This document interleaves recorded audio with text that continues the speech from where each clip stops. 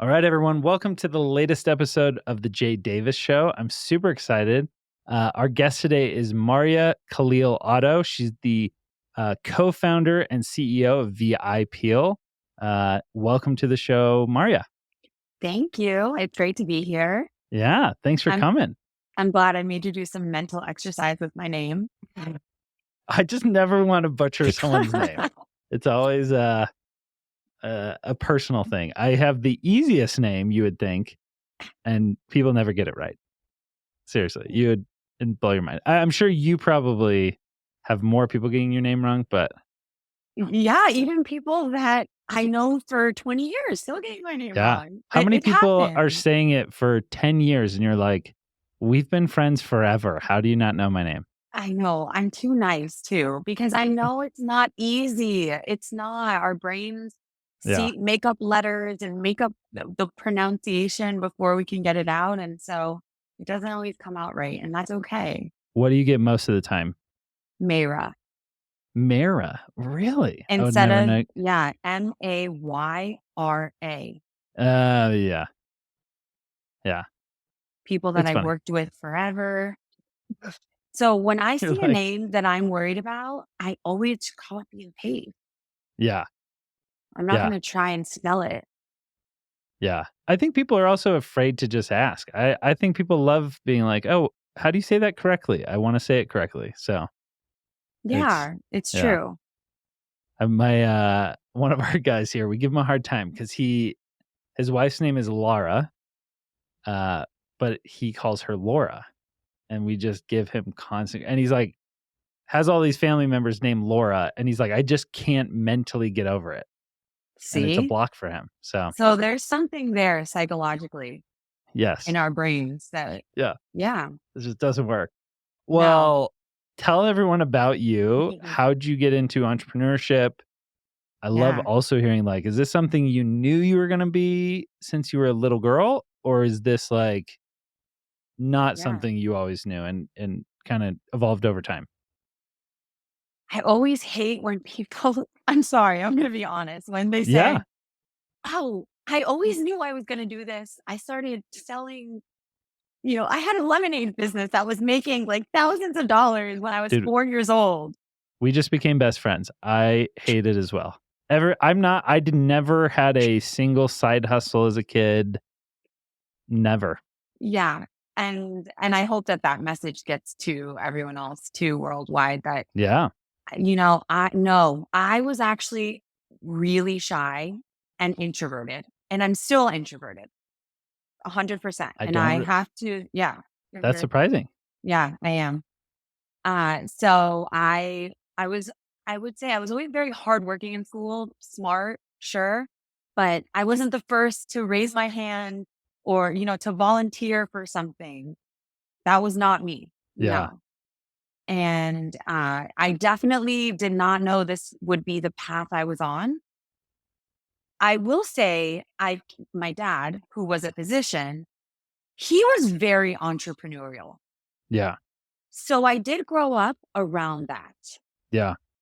Hearing about his businesses, seeing them, going to his office during the summer, playing computer games. Yeah. He had lots of businesses.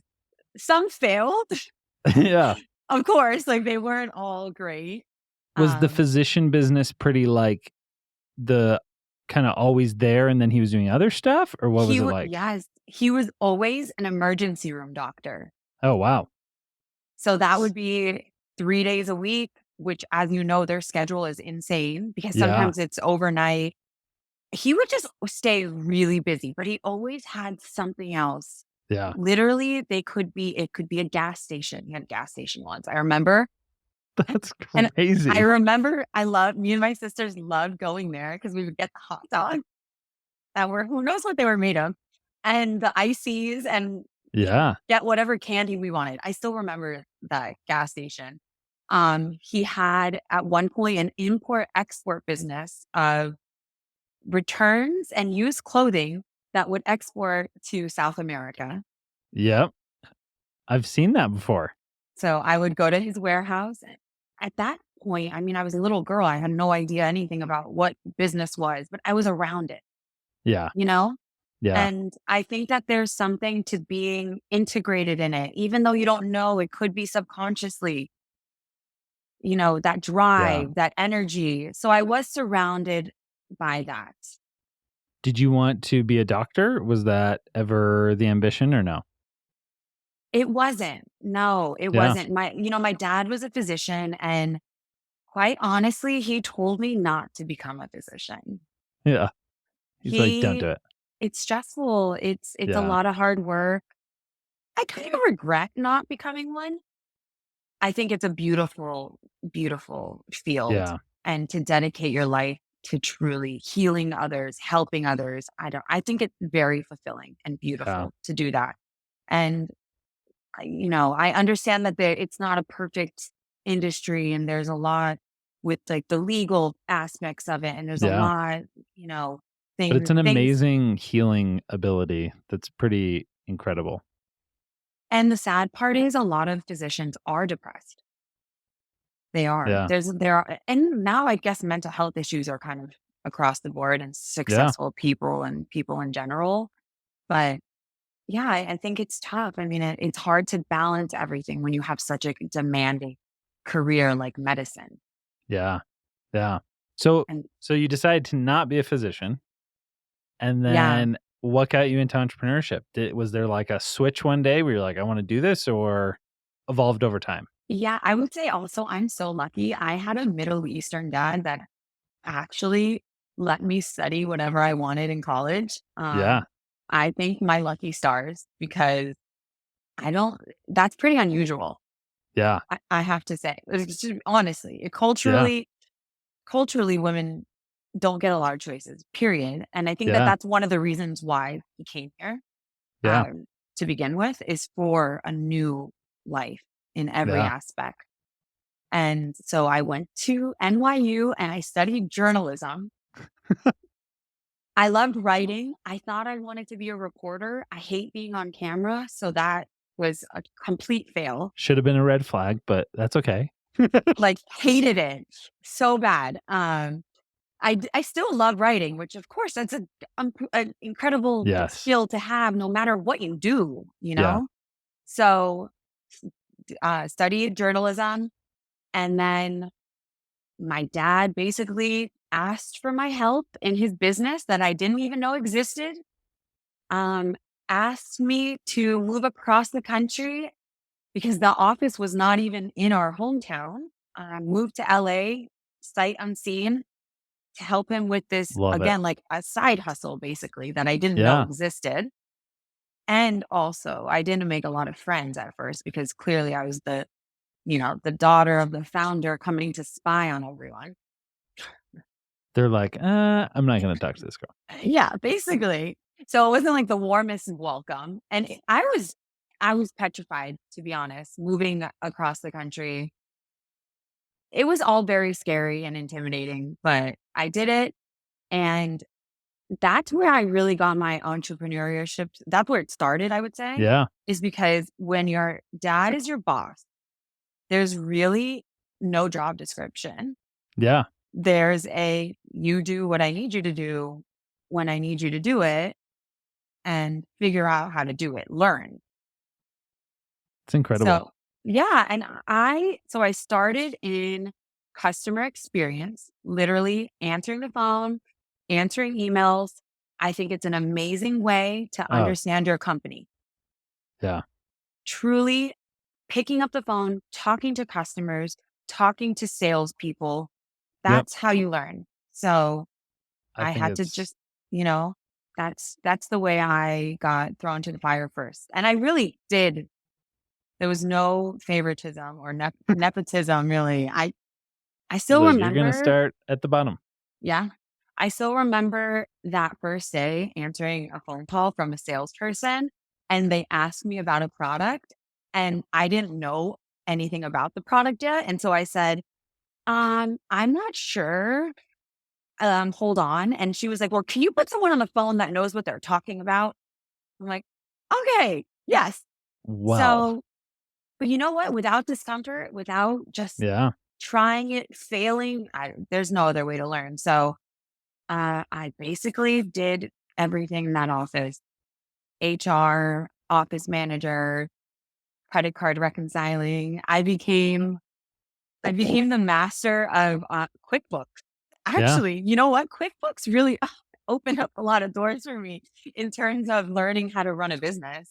Just studying, I went to a QuickBooks course and learned Yeah. how to use it really well. It's amazing how many companies really are not are essentially run out of their cash account. They really don't have a P&L. They don't know how much Yeah. money they're making. They don't know unit economics. It's wild. Yeah. The data has always been really important to me. Yeah. You That's know, amazing. yeah. What year did you start at So that VIPO? was 2010 Oh, okay. and I was 23. And what's effed up part about this whole story is that I moved to LA to work with my dad, Yeah. although he's a physician. So he's practicing. He has 5 practices around the world. He basically is always traveling, Yeah. practicing. But at this point, he's in aesthetics. Sorry, he's not an Yeah. emergency room doctor anymore. Yeah. That's when he started this company. He Okay. changed fields. So he has these practices around the world. He's he's a trainer for other physicians and other practitioners. He's really leading the way in aesthetics, actually. He Yeah. becomes he becomes a trainer. He becomes someone that people lean on to learn how to get into aesthetics. And so he's doing that while still being our visionary, I would say, our innovator, making the major decisions, of course, but me being the day-to-day person in the office, Yeah. Yeah. and That's so incredible. I moved here to work with him. And suddenly, after a year and a half of working with him, my dad passes away. Oh my gosh. Yeah. Yeah. Yeah. So when you say, how did you get into this? Yeah, it's You got insane. thrown into the fire. I got pushed off a building and Oh, had to word. catch myself. So did you take over from then? Like, you just were like, "Okay, well, this is family-owned business. I gotta figure all this out." And another word to the wise here: prepare, because Yeah. sometimes things happen that are not in our control, Oh my truly. gosh. And so, what happens with a family business a lot of the time, if the person running it, let's say it's the patriarch, maybe it's the matriarch, passes away and no one else is involved, Yeah. it's a problem. Yeah. They usually either sell the business if it's sellable Yeah. after paying a huge tax bill or whatnot, because there's a lot of financial repercussions that I don't think people are planning for. Yeah. Was it, like, completely sudden, like, no warning? Oh my gosh. Yeah, it was 100% sudden, no Yeah. warning. So they lose the business a lot of the time. Or they try and take it over, but Yeah. they don't know the ins and outs of it. I mean, Yeah. They don't even know it, the bank account logins or you yeah, don't even, anything. you're not a signer. I Yeah. mean, there's so much to get through, to wade through when that happens Yeah. unexpectedly. So I actually consider myself lucky Yeah. That's amazing. because I had a year and a half under my belt where I knew the team. I knew most of the day to day. I was still terrified out of my mind. I'm sure. I was 25 at this point. Oh my gosh. Yeah. What's, like, the biggest lesson you learned, maybe in that year and a half, but maybe just from any time with your dad? What's, like, the biggest thing you saw? Because I think me and your dad are very similar in that I always have a new thing. My wife's always like, "Oh gosh, another business." But what's, like, something you learned from him that you still think about? So one thing that I learned from him that I think about all the time is he loved to say, repetition teaches the jackass. Yeah, that's a And great phrase. it's like practice. I know. And usually, I guess it's in Arabic. It sounds much cuter in Arabic than in English. Although Arabic is not like a very cute language, but and basically practice makes perfect. Yeah. But more than that, just if you don't practice, let's just say there's a skill you want to learn. or there's something that you're having trouble with, the only way you're going to learn is by doing it over and over Yeah. again. And I think that that's so encouraging that it makes me think I can learn anything. I Yeah. can. It might not be tomorrow. It might not be this year, but I do believe that we can learn anything if we really put practice into it, work into it, read about it, do courses. So I love to learn. I'm a very curious person. And I think that when you stop learning, you stop growing, Yeah. That's you know? amazing. So that's, I mean, that another challenge, and I'd love to hear your thoughts on this because I think this is one of the hardest things for a lot of entrepreneurs is a lot of times people will have a great idea. And then as they get into it, they're like, hey, I'm really not like an innovator. Um, you are in a situation where your innovator is now passed away and is no longer around. Did you hire that out? Like, I think that's something that a lot of entrepreneurs are like, hey, I had this kind of idea. Now, do I develop that internally as a like skill I need to personally have? Do I need to develop that in the team? Do I need to go outsource that from someone? Like, how have you done that to continue to develop and innovate in your business? Yeah, I would say it starts with me and Okay. I had to grow into it, Yeah. but it's a joint effort. Yeah. It- It's really a team effort. And it's also, I use our customers a lot. Yeah. A lot of our innovation comes from conversations with our customers Yeah. where they say something that inspires me, Yeah. where So they it kind tell of me clues you into a problem. a Yeah. gap they have or something they would love to solve. And they don't even know they're giving me the idea. But Yeah. I think, oh, Yep. You're I, listening. let's study that. Let me take that back to the team. And now, 10 years into this, I have a product development team, which is a dream come true. Yeah. I didn't always have that. So I know in the early days, you don't always have that. We work with contract manufacturers and labs and Yep. formulators. So that's all outside. And sometimes you can really find people that work on a nominal fee. Some manufacturers don't even charge you anything for product Yeah. formulation. Now they will own the formula. So it, depending on if that matters to you, it obviously is very industry specific. If it's important to that industry to own the formula or just co promote sort of. So there's other ways to be nimble in product development, I would say, Yeah. and use contractors or consultants. The C word. I don't know. Yeah. Some people like hate the C word. Some Yeah. people, I feel like that ebbs and flows. Do we like consultants this year or do we not? Yes. You know? It's a very cyclical thing in the business world. Sometimes it's like, oh, you got to have an agency. And then I feel like we're now in a phase where a lot of brands are trying to build in-house agencies. And it's like, Yeah. it'll cycle back because it's hard. I personally love, I mean, I own an agency. So that's how I kind of got into brands. But I just think there's a special relationship between an agency and a business where the agency, if they're a great agency, can really be like, hey, we're peers with you. And so we're going to tell you maybe things you don't want to hear, but you need to hear. And Yeah. that's hard for a lot of times for employees to do that. It's hard for them to come to their boss and be like, you need to listen to me. And it's like, sometimes that can work, but I just think there's a good peer to peer relationship with contractors that can be really powerful. I think it can be incredibly special to have this outside opinion, Yeah. someone that's not entrenched and doesn't Yeah. have the same blind spot as us. Yeah. Totally. And that could be an agency, that could be your friend, it could be anyone that you have an idea you need to bounce off. I think that that's really important to Yeah. brainstorm with people, to talk to. I do that a lot Yeah. where I try and get other people's opinions, even if it's someone that's not in the same industry, in the same field, just to see what they think, you Yeah. know. And That's amazing. it could be a casual thing. It doesn't have to be a formal kind of relationship. It could just Yeah. be asking people questions. That's super inspiring because I think that is hard. I think a lot of people, you get in and all of a sudden it's like, well, what do we do now? How do you innovate? How do you come up with new ideas? How do you, and I think that that's something I've actually talked to a lot of CEOs and I'm surprised how many CEOs, A, started in customer experience. my first job was in retail, and it was just talking to customers like, "Oh, what do you like about these products? What do you not like?" And it helped me learn.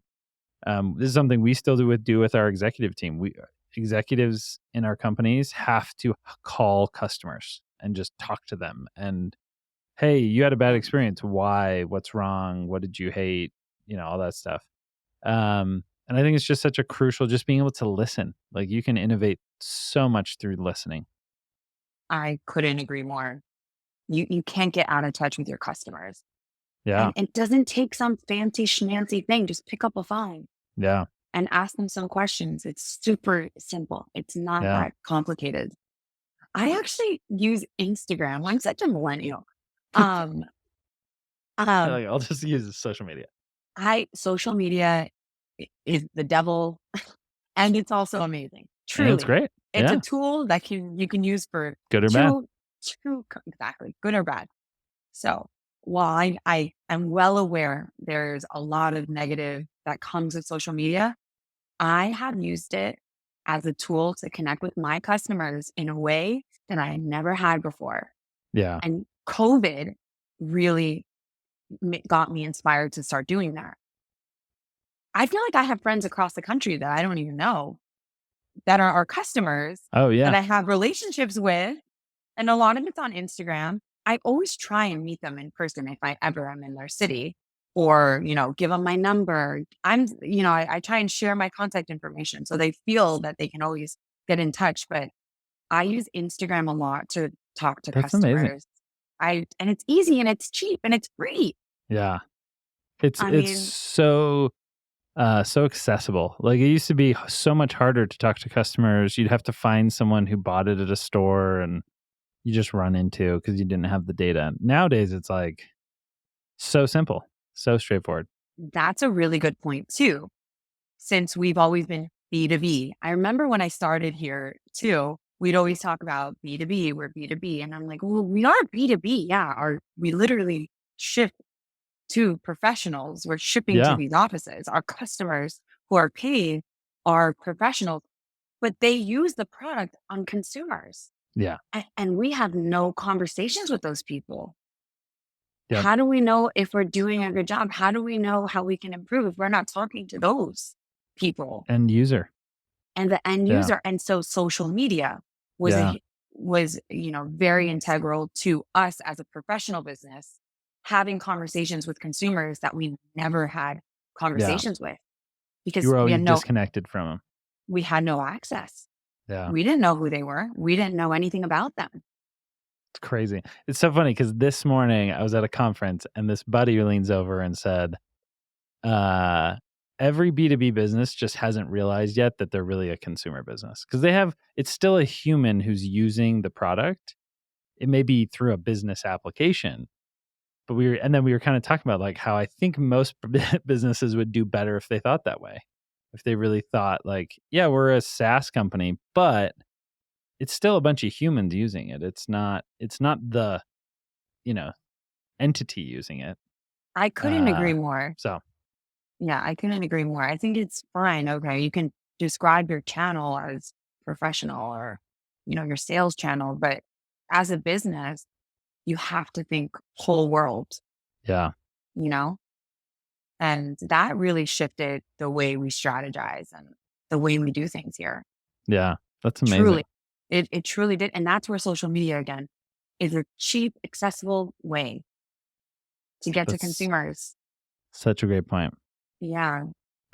What is your favorite business book? My favorite business book. Like, what's blown your mind, So right or now just general I'm books? reading, I'm reading from Good to Great right now. Okay, Uh, I amazing book. just, I just started EOS. I don't know if Yeah. you, Oh yeah. my gosh, yes. So, Have you read so Rocket Fuel yet? I did read Rocket Did Fuel. it explain your whole life to you? Holy, I mean, it kind of confused me Oh, because really? I've always thought I had tendencies of more of an integrator, Yeah. but So you're apparently more I'm the visionary? visionary. That's amazing. I I know. I think a lot of times people shift. I think sometimes people earlier in my career I was much more of an integrator. I think often you need to be. Yeah. No one wants to let a 21-year-old be the visionary. Uh So, like, I think that just happens a lot of times. Like, naturally, we kinda, like, gain the confidence to be a visionary, but that's amazing really Yeah, amazing that you've kinda seen that shift happen. I have. It was eye-opening, and yeah, like you said, I think it's because it comes with wisdom, experience that you feel confident to even say, "I'm the visionary." Yeah. And I actually I love solving problems. I love being Yeah. hands-on and getting into the nitty-gritty, and I know that that's not always a good use of my time, but I love it. It's so tempting to get into the Yeah. details.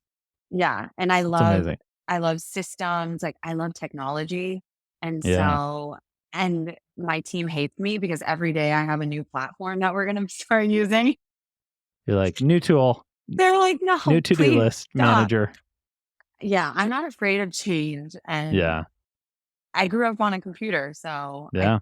it it doesn't yeah, it comes natural. Yeah. What's the advice or what would you tell a young entrepreneur, if you could only tell them one thing? Like, what's the most common mistake or the thing that you're like, "I wish everyone knew this?" I wish everybody knew, this is so obvious, that you cannot do it alone. Yeah. Yeah, you cannot do it alone in any sense of the way in the word. Not only professionally, but also personally. You cannot do it alone, Yeah. truly.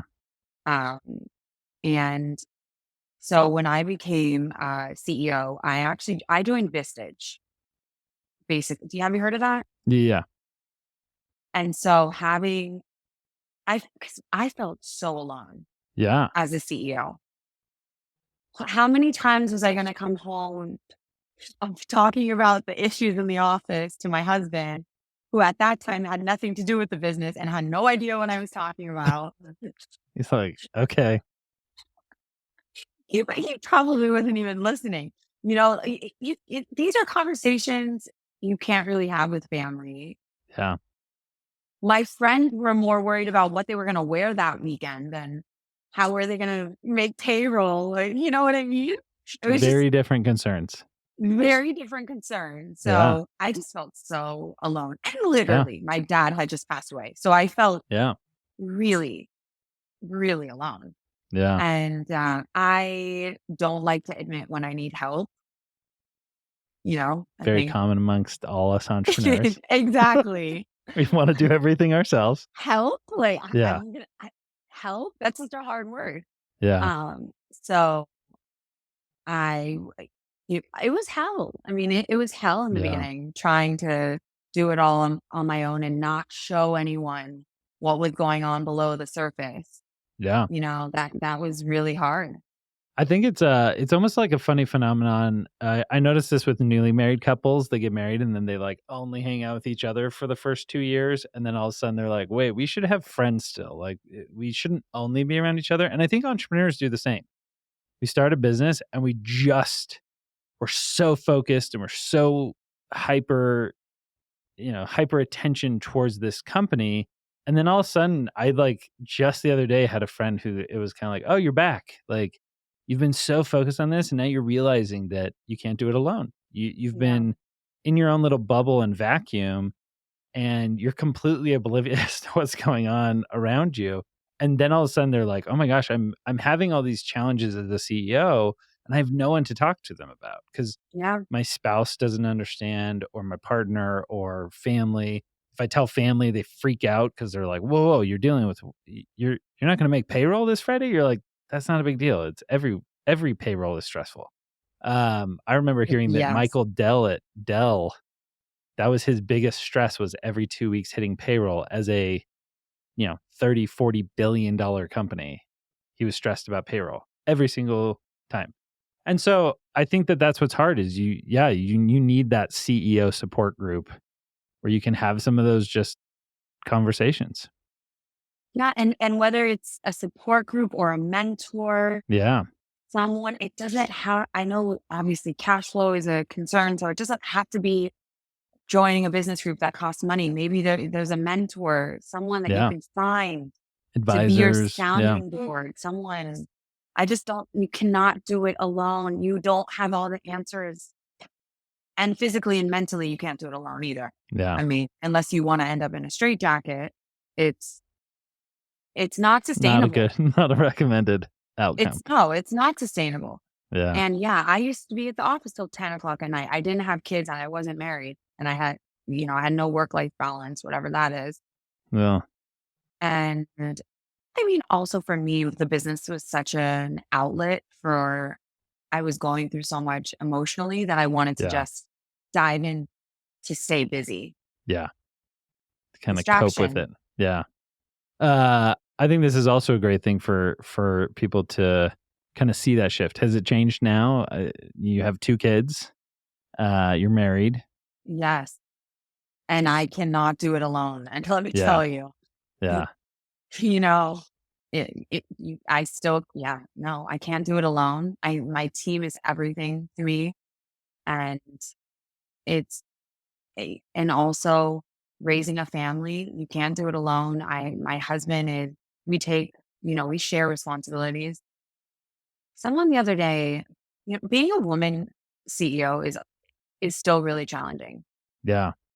Um, you know, I used to say we can have it all, but I don't think we can, to be honest. I think without sacrifice, Yeah. there's always sacrifice. And that We could have to be, choose something. and I'm not saying you have to sacrifice having a career and having kids. There's a way. It's not easy. It's painful. And there's a lot Yeah. of guilt. Yeah. There's a lot of emotion. It's doable, but you might have to sacrifice, your social life. You might have to. You can't do it all. You really Yeah. can't. And Yeah. that's okay. And I think that when you get to that place where you say, I'm not perfect. I can't be there for this person, my friend even. I can't be there whenever she needs because I have Yeah. all the that's okay. So sacrifice is an important part of my life. It really is. I think it's a good reminder. It's easy Yeah, to get we stuck in that we perfection can't. trap. We can't. I'm always saying, like, I'm trying to grow my hair out. I'm trying to keep my skin clear. I'm trying to exercise 4 times a week. I'm trying to meditate. I'm trying to read one book a week. I'm trying. You're like, No, I "That's 50 hours a week of be- stuff or 50 it, hours a day." Yeah. Not possible. not possible. Yeah. Not possible. Trying to get 9 hours of sleep a day. The Yeah. list. It, Never ends. yeah. And I think So some of that is like, it is that forcing of choice that you have to choose. You're like, "These are the things that are most important to me right now." And I think we can go through phases and times in our life that are like, "Hey," I've noticed that, and I think it's one of the things I try and be clear with younger entrepreneurs. Like, dude, I used very similar. I would like go home and I would have some time with my family. I would then work for 3 or 4 hours, wake up, you know, go to bed at 2, wake up early in the morning. And like there is a time for that. And the good news is that's not forever because then you start to build an amazing team and and you can get out of some of that stuff. And now I don't have to work crazy hours and you can kind of get yeah, back to more normal things. But there is still choices. You can't do everything. yeah. I mean, so for example, I wake up at 5 a.m. I wake up at 5 a.m. so that I can exercise before my kids wake up and I can Yeah. still get myself ready, get them breakfast, get them ready, and get them to school. It's sacrifice, but it's worth it to me. Yeah. And I go to bed early. Yeah. So this is uh one of my last questions, because we're way past time. But I do want Oh, to we know this: are. as a woman entrepreneur, do you wish men would like? How could men be a support, or just people in general? Do you like when people are pointing out like you're a female entrepreneur? That's amazing. Or are you like, no, no, I just want to be an entrepreneur. I don't want a qualifier before Oh, my name. I feel like oh, there all can be right. different responses because I look at women entrepreneur and I'm like, they're an entrepreneur just like me. Yeah. I see them as my equal, my peer, but I also want to ask women like, do you like that I approach it that way, or do you wish I would kind of take account? Mm. So you just said that you see us as your peers, but not every man does. True. Yeah. And I think that that's where the problem is. Okay. So you There's like when it's still like just I want to be only seen as your fellow entrepreneur. only because I still think, and it could be men or women, to be honest. Yeah. They don't always take us seriously. I don't Totally. For instance, everyone always assumes my husband works here now. Everyone always assumes that it's his business. Yeah. Always. Yeah. Or that he's the doctor. Yeah. Blame people. Like, I know a lot of this is subconscious. Yeah. I get it. I do. Yeah. But I just think that, there's still a little bit of room to grow. Totally. There's still things that we need to improve, and Totally. it takes time. I get it. I don't get antagonistic about it. So, no, I used to be the girl that used to always say, girl boss," but I stopped doing that. I do think there's no need to say our gender. Yeah. I don't think we need to qualify it with that. Yeah. Um, you But yeah. I think it's a good point. One of my pet peeves is I hate when entrepreneurs, and I think it's a natural thing, but we talk about how, oh, I wish I was a entrepreneur who does consumer because tech is so hard.